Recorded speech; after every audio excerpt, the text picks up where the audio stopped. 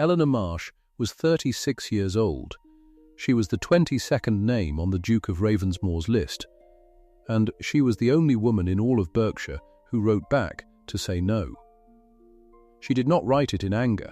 She wrote it at her own desk, between marking 2 arithmetic slates. She gave a true reason. She did not gloat. 21 other ladies said yes. Several of them wrote their acceptance the same afternoon the cards arrived, ink still wet by supper. 22 names, 21 yeses, 1 regret. And when the Duke's aunt read that regret aloud to a full drawing room, her voice shook. 21 ladies rearranged their entire season for this invitation, she said. One schoolmistress prefers a room of other people's daughters. Everyone in that room was meant to want the same thing. Wanting the Duke was the only correct answer. Eleanor Marsh had written the wrong one, in plain cream paper, in her own steady hand. Now here is the part nobody expected. The Duke did not take offense. He did not laugh. He asked the one question no one in his household could answer. He asked what, exactly, a girl's examination day involved, and then he ordered his carriage, not for the first hour of his own ball, for Thursday morning, for the examination. If you have ever built something with your own 2 hands and watched the whole world call it a hobby, then this story is for you. Before we go on, if you love a story where the quiet woman turns out to be the strongest person in the county, subscribe, because I tell one of these every week. And do something for me. Comment the town you're watching from. I want to see how far this story travels. Now, let me take you back to the beginning. Marleigh, Berkshire. The year is 1858. It is a small town. A church, a green, a coaching inn, a row of shops that all know each other's business, and at the end of School Lane, in a leased brick building with a stove that never quite drew right, was the Marleigh Day School for girls. Eleanor Marsh had built it.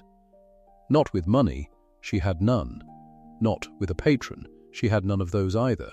She had built it out of 9 years of stubbornness and a single hired parlour. She started in 1849. 1 room. 4 pupils, a landlady who charged too much and complained about the noise. Eleanor taught them their letters and their sums at a kitchen table with a cloth over it to save the wood. She was paid in coppers and eggs and twice in a sack of potatoes. 9 years later she had 31 girls. Think about that. 31 families in a town like Marleigh had decided one by one that their daughters were worth a fee. That was Eleanor's real achievement. Not the building, the minds she'd changed to fill it. She taught arithmetic. She taught Latin. Yes, Latin, 2 girls, in a town where half the men couldn't spell it. She taught geography and grammar and a little geometry, and she did it without a dowry to offer any of them, without a marriage to arrange, without a single promise that any of it would make them richer or better married. She promised them one thing only, that they would know how to think, and that no man alive would be able to cheat them at a shop counter for the rest of their lives. That was the school. That was Eleanor.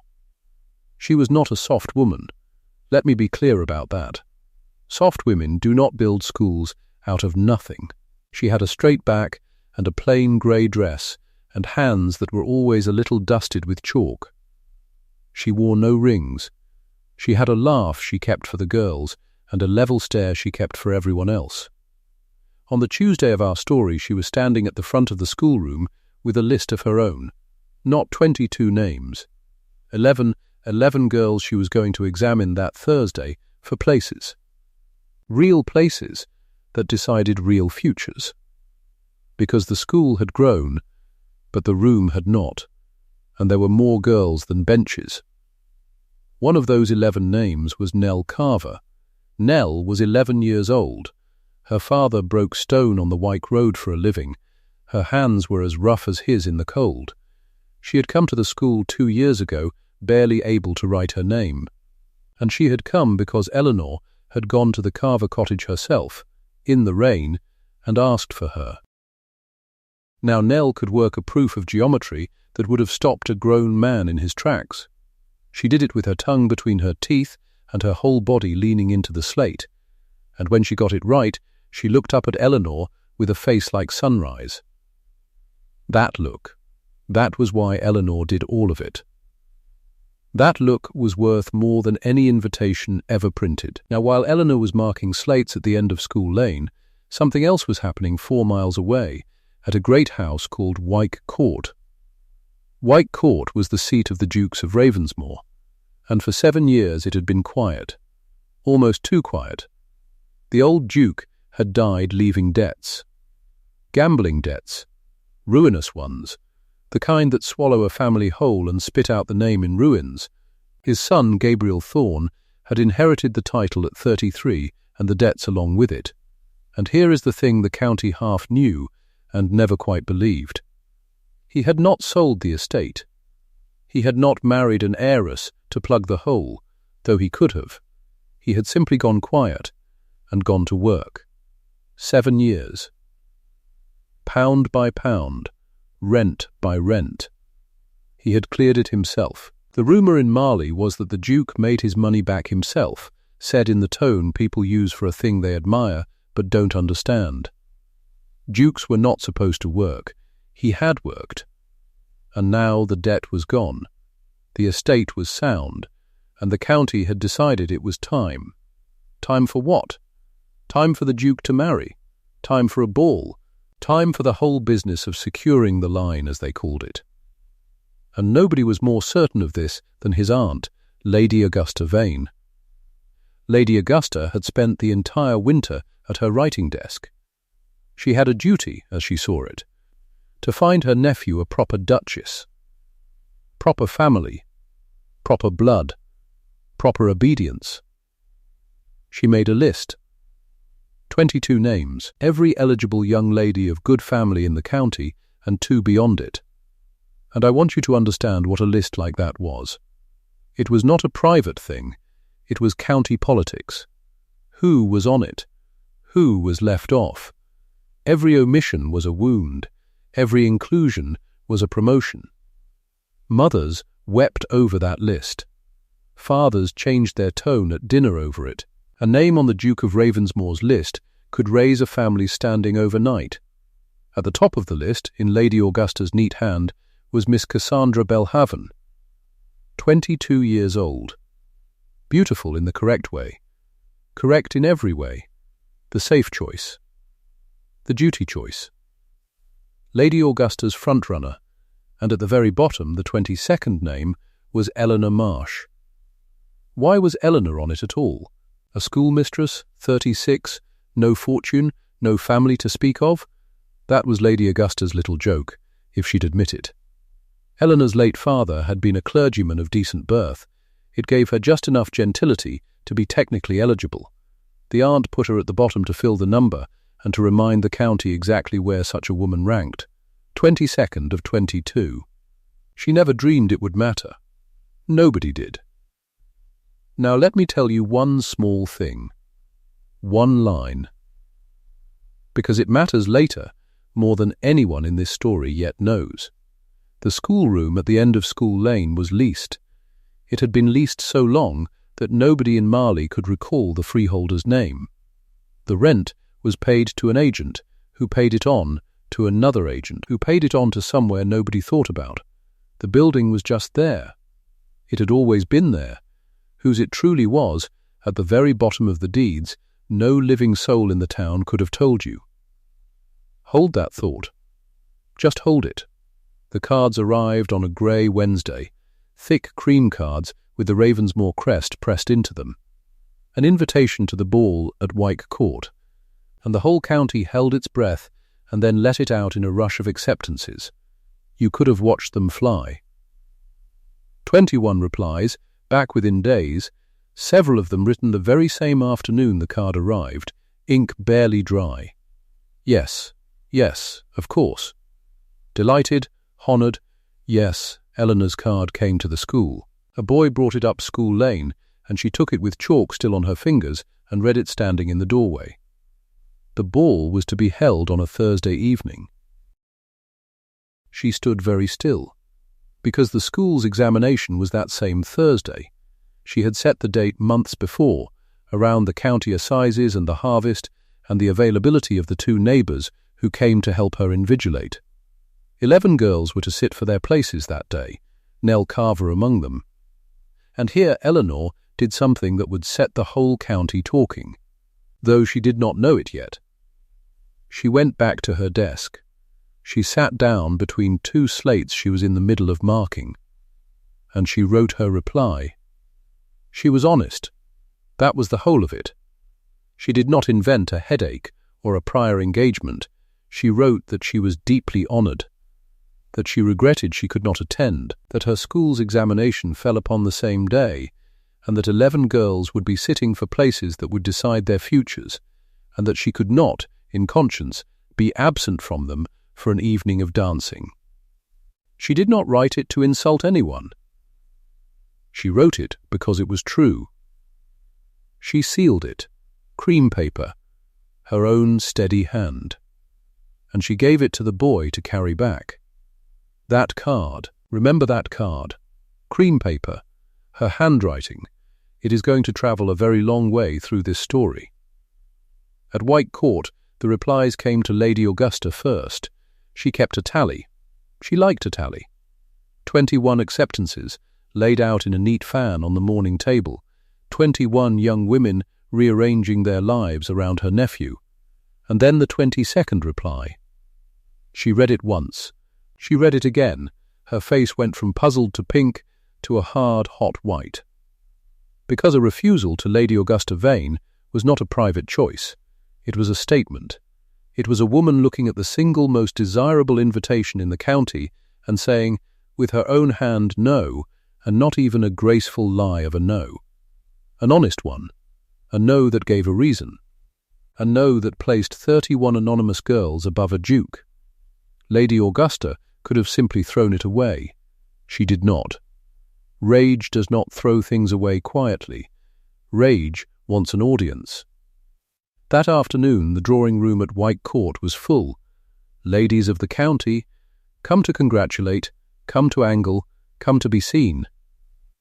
Miss Belhaven was there, in the best chair, in the best light. The Duke was there too at the window, saying little, the way he always said little. And Lady Augusta stood up with a cream card in her hand. "You will not believe this," she said.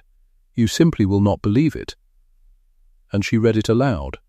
She read Eleanor's honest, plain refusal to the whole room, in a voice pitched to make it ridiculous. And when she reached the end, she did not stop. She added her own verdict, the line I gave you at the start. 21 ladies rearranged their entire season for this invitation.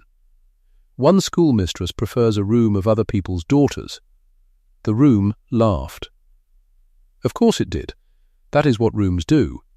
Miss Belhaven laughed prettiest of all, a light silver laugh, and said something about the strange enthusiasms of women who have missed their chances. Lady Augusta was not finished being furious.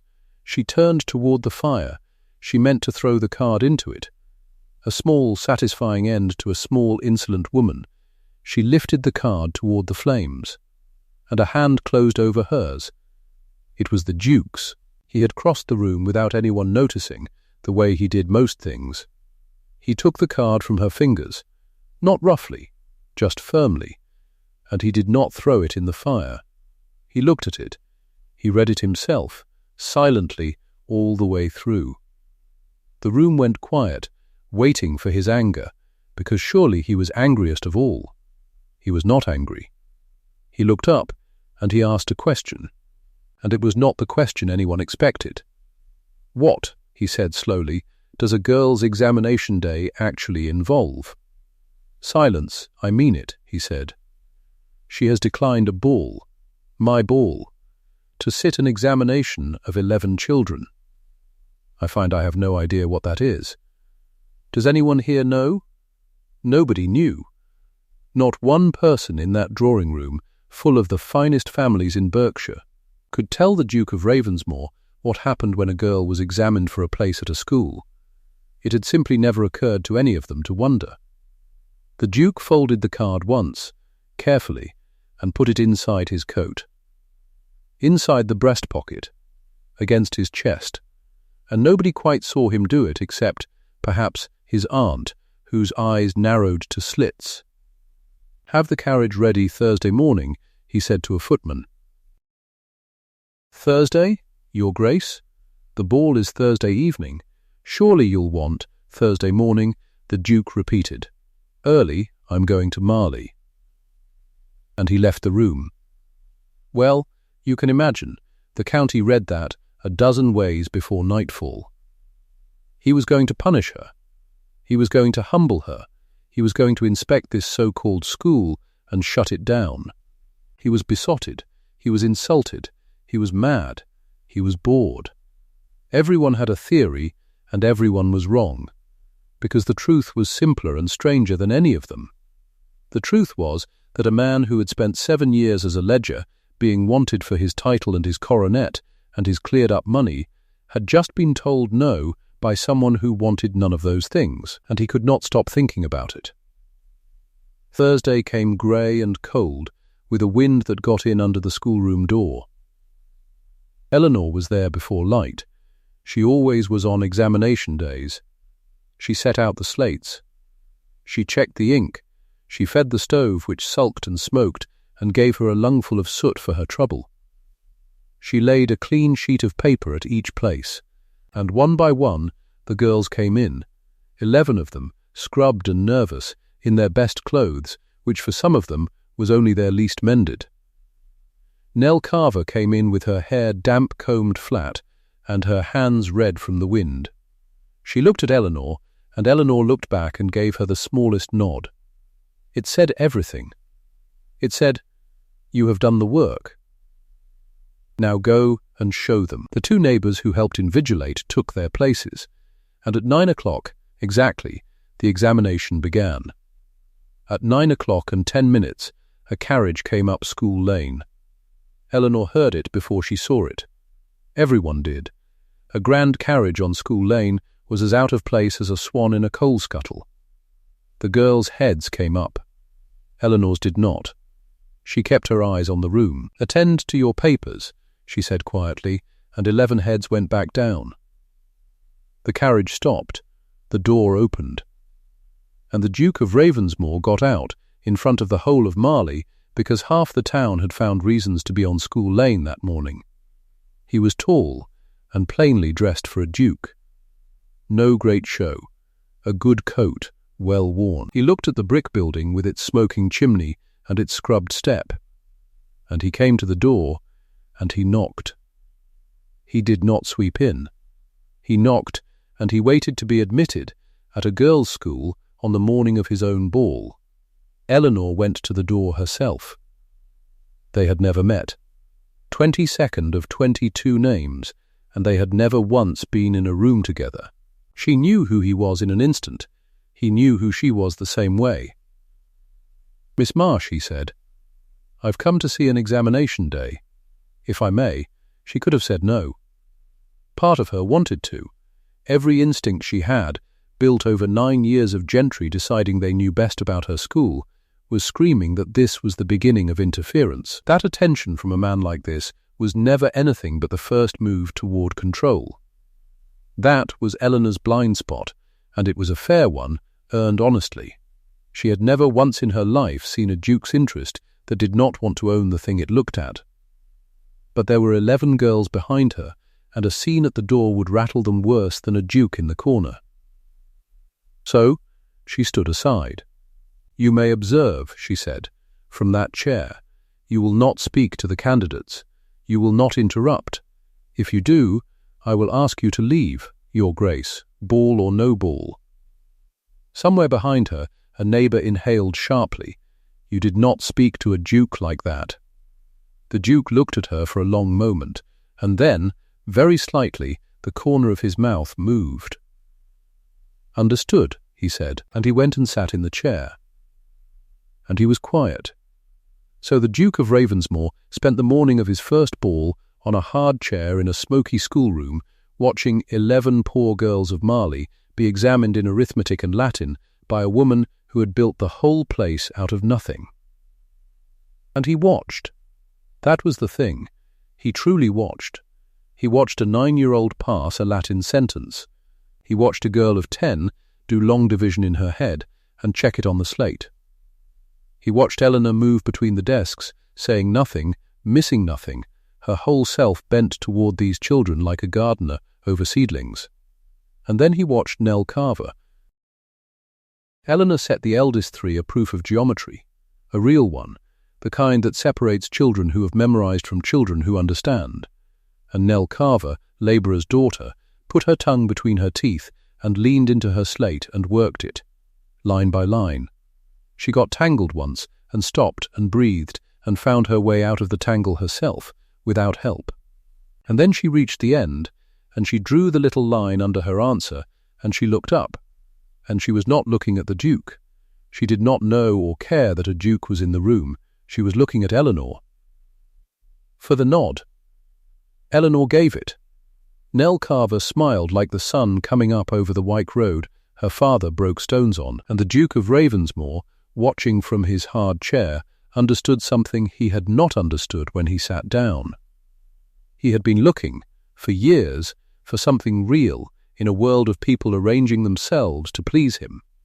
And here it was, in a smoking room at the end of a lane, in the face of an 11-year-old who did not know he existed. The examination ended at noon.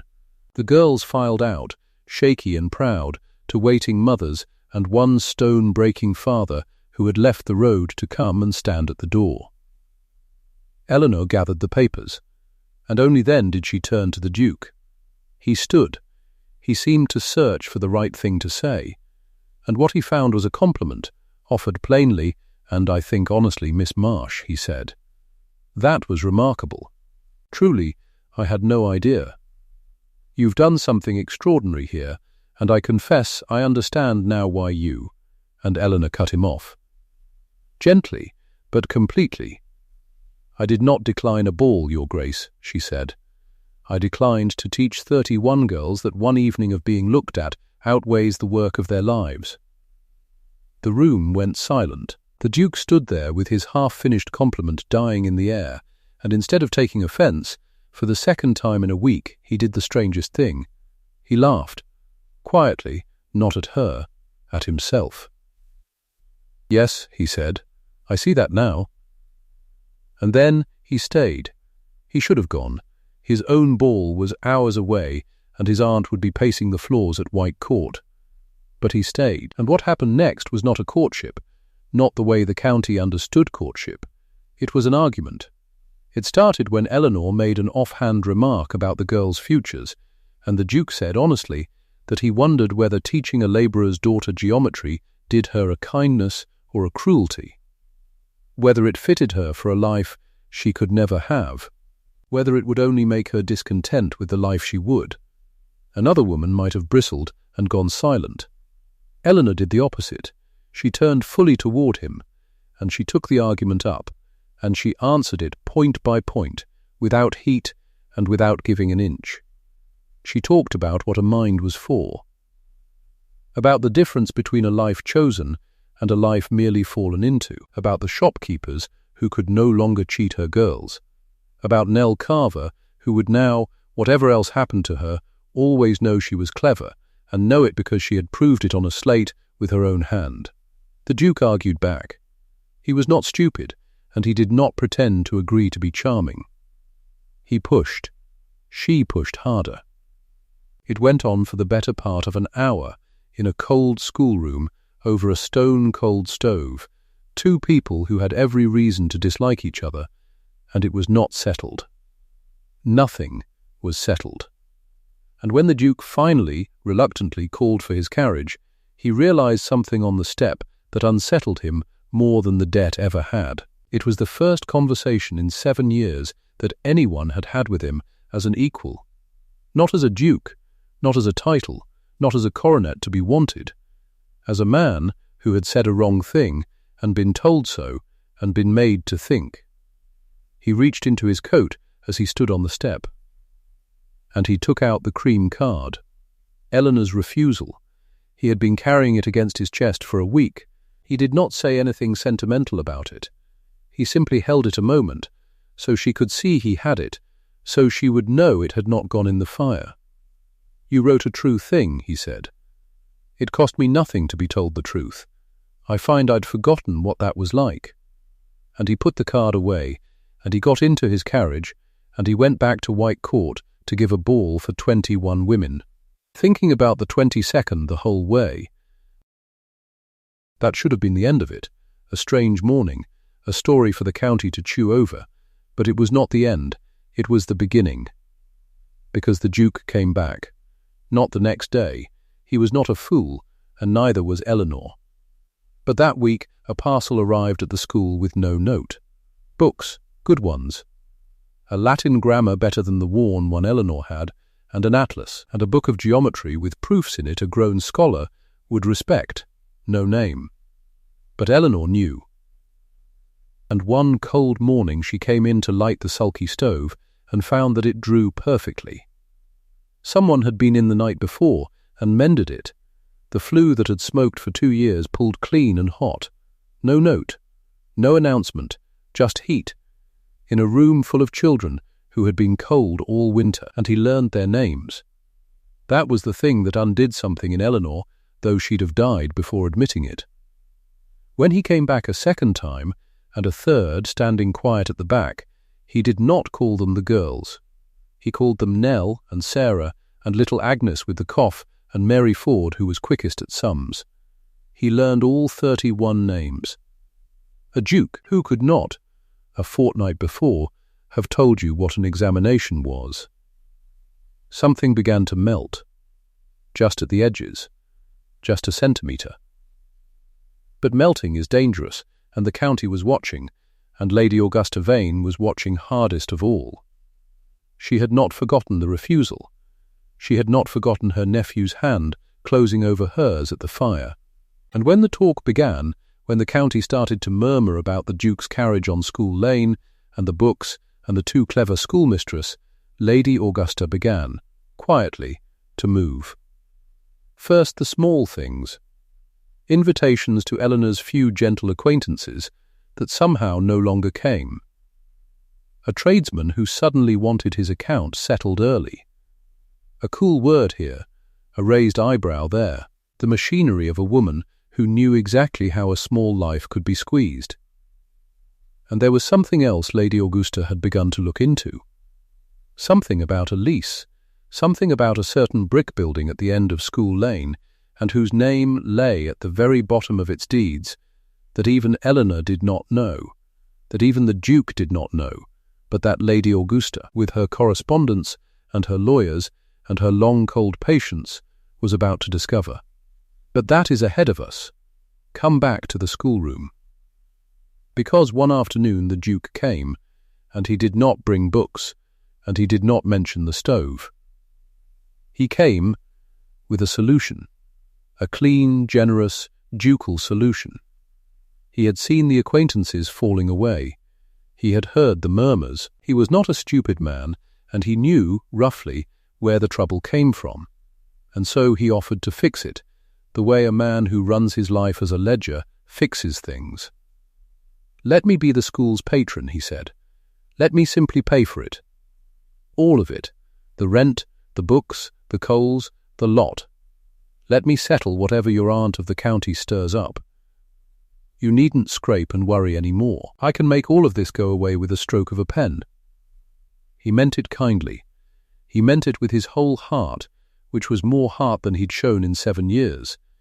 He thought he was being generous. And Eleanor went very still. Because there it was, the thing she had feared from the first knock on the door. The gentry hand, reaching to own the thing it admired. Kindly, generously, but reaching all the same. He would pay for the school. And a school that a duke pays for is a duke's school. He did not even see it. He thought he was offering rescue. What he was offering, without knowing it, was the quiet end of everything she had built herself. And she saw, in that moment, that he had run his whole life as a ledger, that he was trying, right now, without the least idea he was doing it, to buy her the same way he'd cleared his father's debts. Pound by pound. Problem solved. Both of them felt it go wrong the instant the words landed. She saw his face change as he watched hers. He knew. Too late, he knew he had said exactly the wrong thing. Eleanor stood up from her desk. She did not raise her voice. She never did. She walked to the front of the schoolroom, to the little tray where the chalk lay in short white sticks, worn down by 9 years of her own hand, and she picked one up. The Duke watched her, not understanding, waiting for the refusal he could feel coming, bracing for it the way he'd braced for the first one, on cream paper in her own steady hand. Eleanor turned. She held out the chalk to him across the quiet, chilly room, and what she said next changed everything. "Not your purse," she said. "Your Tuesdays." The Duke looked at the chalk. He did not take it. "I don't understand," he said. "No," said Eleanor, "you don't. So I'll be plain." She kept the chalk held out between them. Her hand did not shake. "You want to help. Fine, but you'll not hand me money and walk out the better man for it. Money makes you the owner, and I've spent 9 years making sure this school belongs to nobody but the girls in it. Then how?" He said. "Work," she said. "The Tuesday geometry class. Nell Carver and the little ones. 11 o'clock till noon. You'll stand where I stand. You'll break the chalk on the board like the rest of us. You'll be looked at by 31 girls who are not the least impressed by a coronet, and you'll earn whatever you get from them the same way I did." He stared at her. "You're asking a duke to teach sums to a stonebreaker's daughter." "I'm asking a man who cleared a debt he never made," Eleanor said, "to spend an hour a week on something that isn't a ledger. If it's beneath you, say so and take your carriage home. But don't offer me rescue. I don't want rescue. I want a school that stands on its own 2 feet when we're both dead and gone." The room was very quiet. The stove ticked. Outside, a cart went by on School Lane, and Gabriel Thorne, Duke of Ravensmoor, reached out and took the chalk. His fingers closed round it. Short, white, worn down by 9 years of her hand. 11 o'clock, he said. "Tuesday, don't be late," said Eleanor. "The girls are never late." He wasn't. That first Tuesday he stood at the front of the schoolroom in a coat worth more than the building, and he wrote a right angle on the board, and his hand shook worse than hers ever had. 11 small faces watched him. Nell Carver watched hardest of all. He got the proof wrong. Nell put up her hand. "Please, sir," she said, "you've drawn the square on the wrong side." And the Duke stopped. He looked at the board. He looked at the 11-year-old, and then, for the first time in 7 years, Gabriel Thorne laughed out loud. "So I have," he said.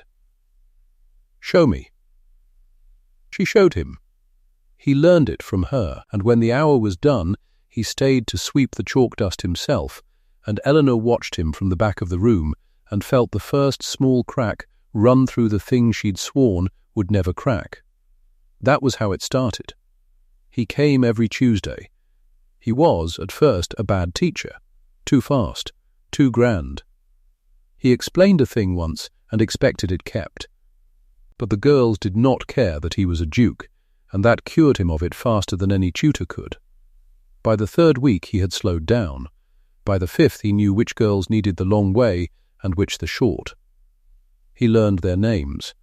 All 31, though only 11 sat in his Tuesday hour. He learned that Susan Pike could not see the board from the back and moved her forward. He learned that little Bess Owen cried when she was wrong and stopped calling on her cold. And in the evenings, when the girls had gone home, he stayed. That was the part nobody in Marleigh was meant to see. The 2 of them at the long table under the one good lamp, a stack of slates between them, marking, she'd take a pile, he'd take a pile. Arithmetic on Tuesdays, Latin on Thursdays. He was slow at the marking too, and careful, and he asked her questions he'd never once asked in a drawing room. Why teach them Latin at all? What use is a dead language to a girl who'll go into service. And she'd answer, and he'd argue, and they'd be at it an hour before either noticed the lamp was low. It was the best argument he had ever had. That was the thing he could not have named. Sitting there. In 7 years of clearing his father's debts, he had spoken to bankers, to agents, to men who wanted his signature and men who wanted his ruin. Not one of them had ever told him he was wrong to his face and made him glad of it. Eleanor told him he was wrong roughly every 10 minutes. And he found he could not stay away. Their hands did not touch. That was a rule neither of them spoke. At the school gate, when he left, he'd pull on his gloves and she'd stand with hers folded, and the two of them would say good night, with a foot of cold air between, and the air would feel like a held breath. Once his glove brushed the back of her hand as he reached for the latch. Neither said a word. But she thought about it for 3 days, and hated herself for it, and thought about it anyway. The county talked. Of course it talked. A duke teaching geometry in a girls' school on School Lane. Some said he'd lost his wits, some said worse, and in the drawing rooms where Lady Augusta held court, the talk had a sharper edge. Because Lady Augusta had not been idle. She had made it her winter's work to find out exactly who owned the ground the Marleigh Day School stood on. It had annoyed her from the moment the refusal came, that a woman with no name, no capital, no permission should be able to say no to a duke and go on standing. There was, she was certain, a lease. And a lease had a landlord. And a landlord could be spoken to. She sent to the land agents. She read the deeds, and what she found made her set down her cup very slowly. The freehold under the school, the ground, the walls, the whole building at the end of School Lane belonged to the Ravensmoor estate. It had belonged to it for 60 years. Some agent, back in the old Duke's grandfather's time, had bought the row of buildings on School Lane and forgotten them. The way rich estates forget small things. The rent Eleanor paid, the rent she scraped together term by term, went into a ledger nobody at White Court had opened in a generation. The freeholder whose name nobody in Marleigh could recall was the very man now sweeping chalk dust off her floor on a Tuesday. Gabriel did not know it. He had cleared his father's debts pound by pound and never once looked at what small properties the estate still held, because small properties were beneath the size of the problem he'd been solving. But Lady Augusta knew it now, and she was a woman who understood a weapon when one fell into her lap. She did not tell her nephew. She sent instead for Crowell and Sons. The notice came on a Wednesday. Eleanor was at her desk when the man from Crowell and Sons knocked, not the friendly knock she'd grown used to, but a flat official rap. He handed her a paper and would not meet her eye. She read it standing up. The freehold of the property was to be sold.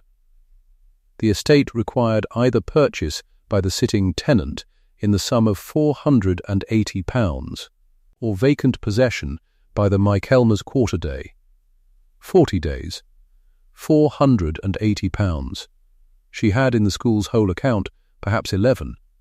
40 days, and at the foot of the notice, plain as day, the name of the estate that held the freehold and was now selling it out from under her. Ravensmoor. Eleanor sat down. She read it again, and a third time, and the room went very cold, colder than the mended stove could account for, and she understood, or thought she understood, the whole of it at last. He'd come Tuesday after Tuesday. He'd learnt the names, he'd marked the slates under her lamp, and argued Latin with her at the gate. And all the while he owned the ground she stood on, and all the while she thought he had been waiting. Waiting for her to soften, waiting for the day she'd take his purse after all, and when she wouldn't, when she'd handed him chalk instead of a debt of gratitude, he had simply reached for the deed. Pound by pound. Problem solved, the gentry hand closing at last on the thing it admired. She had known from the first knock, and she had let herself forget it for the space of 6 Tuesdays, and this was the price. When Gabriel came the next morning, not a Tuesday, out of hours, because word of the notice had reached even him, she met him at the gate and did not open it. "Eleanor," he said. I heard. "I don't understand it, but I swear to you don't," she said. She had his chalk in her hand, the short white stick he'd left in the tray the week before. She held it out through the bars of the gate, exactly as she'd held it out across the schoolroom the day she'd made him a teacher. "You'll want this back," she said, "for the next thing you decide to own. I don't own anything of yours. It's your estate's name on the notice, Your Grace." Her voice did not rise. It never did. That was the worst of it, he thought later, that she never once shouted. £480 or out by Michaelmas. I read it myself. "So take your chalk, and take your Tuesdays, and I'll thank you not to come to School Lane again. I've an examination to sit in 40 days. My girls will sit the county's own paper, the same paper the boys sit, because I petitioned for it and I won it, and they'll pass it, or they won't, on their own worth. And when this building's sold over my head, I'll find another parlour, the way I found the first one, 9 years ago, with no Duke's help and no Duke's harm. Good morning." She put the chalk into his glove. She closed his fingers over it herself. And that touch, the one touch, the thing they'd both spent 6 weeks not doing, happened at last, and it was a goodbye. Then she went back inside and shut the door, and Gabriel Thorne stood at the gate of the Marleigh Day School with a piece of chalk in his fist and no earthly idea how his own name had come to be on a paper meant to destroy the one thing in Berkshire he'd come to love. He found out that afternoon. He rode to White Court and pulled the estate books himself. The small ones, the forgotten ones, the ledgers no duke had opened in a generation. And there it was. School Lane, 60 years in the estate's hand. And there, in the recent leaf, the instruction to Crowell and Sons, dated a fortnight past, in a hand he knew as well as his own. His aunt's. He found her in the long drawing-room, at the very table where she'd read the refusal aloud to a full room all those weeks ago. Miss Belhaven sat with her, the front-runner, the 22nd names opposite in every particular. "You used my land," he said. He did not raise his voice either. He'd learned that from someone. "You used my own land and my own name to serve a woman a notice of eviction. Behind my back. In my house." "I secured your line," said Lady Augusta, unmoved, "which is more than you've done. Playing schoolmaster on a lane no gentleman should know the name of. I wrote you 22 names, Gabriel. 21 of them would make you a proper duchess. And you have spent a season chasing the one who told you no." "She told me no," said Gabriel, "because she was busy. Do you know, Aunt, in 7 years I never once met a person who was too busy for me. Everyone had time. Everyone had a name to add to your list. She had 31 children's futures on a Thursday, and a Duke's ball came second, and she was right." He set the notice on the table between them. "This is void, as of now, and you'll not touch my books again." Miss Belhaven spoke then, cool and correct. "Your Grace, surely you can't mean to throw yourself away on a charity school. Those are charity cases. Labourers' children. It isn't as though they'll ever amount." "Amo amas, amat," said Gabriel. She blinked. "I beg your pardon?" "Continue it," he said. "The whole of the present tense. An 11-year-old on School Lane did it for me last Tuesday without a stumble. Her father breaks stones on the Reading Road. Do it, Miss Belhaven, and I'll grant your charity cases can't amount to anything." The room was silent. Miss Cassandra Belhaven, 22 years old, the first name on the list, could not do it. "That is what I thought," said Gabriel quietly, and he bowed to them both, and he left. He had 40 days. He did not spend them the way a man in a story is meant to, riding to the gate, begging, pressing his suit. She had told him not to come to School Lane, and for once in his life he did as a woman told him. He kept away. He spent the 40 days the only way he knew how, pound by pound, problem by problem. But this time, not to buy a thing, to free it. He had the estate's lawyers convey the freehold of the building on School Lane, the ground, the walls, the whole of it, out of the Ravensmoor estate entirely. Not sold, not leased, given into a trust, drawn tight as a drum, that no duke after him could ever undo. A perpetual trust, for the Marleigh Day School for girls, its rent henceforth nothing, its ground its own forever. He endowed places besides, enough, invested, that 4 girls a year could sit for a scholarship the way Nell Carver had, in perpetuity, whether a thorn ever set foot in Berkshire again or not. He told no one. There was no note. He was learning. And on the 35th of the 40 days, the county examination results were posted on the door of the parish hall, where the boys' results were always posted, because Eleanor Marsh had petitioned and Eleanor Marsh had won.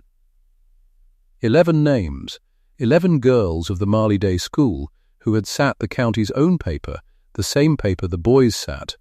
All 11 had passed. And at the head of them, in arithmetic and in geometry, above every boy in the district, stood the name of Nell Carver, aged 11, daughter of a stonebreaker. Her father came down School Lane in his working clothes to read it. He could not read much.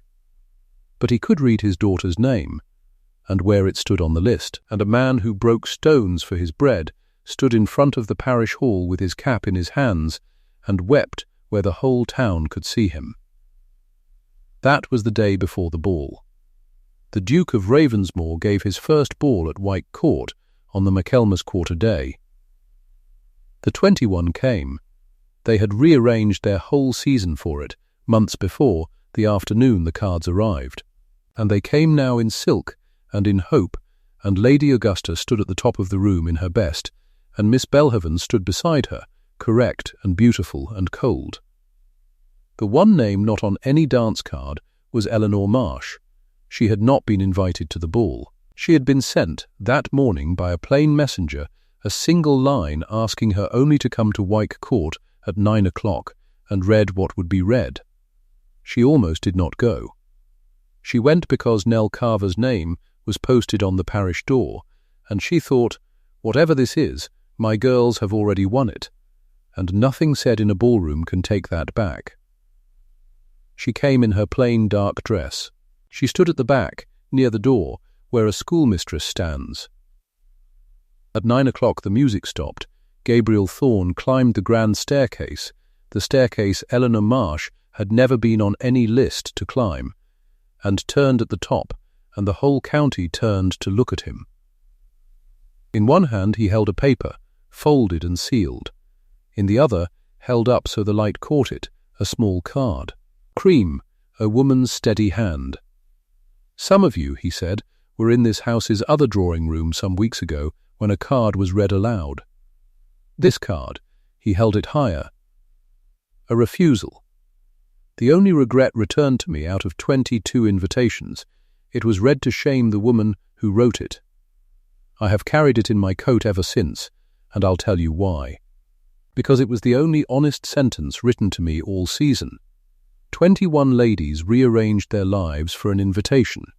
One woman already had a life, 31 girls, and a school she built from a single hired parlour with no capital and no patron and no permission from any of us.